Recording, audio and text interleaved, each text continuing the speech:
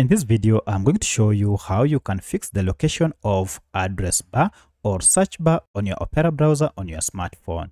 Now, by default, Opera search bar should be on top here. But in case you are seeing yours bottom here, then let me show you how you can change the location of this. If this video helps, please like and subscribe.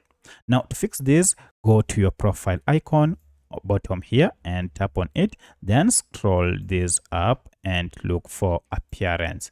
Under appearance, scroll down to address bar, and you can see currently it is set to bottom.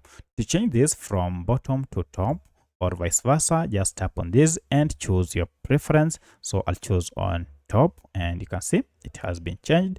Now if I go back, here we go, our search address is now on top here.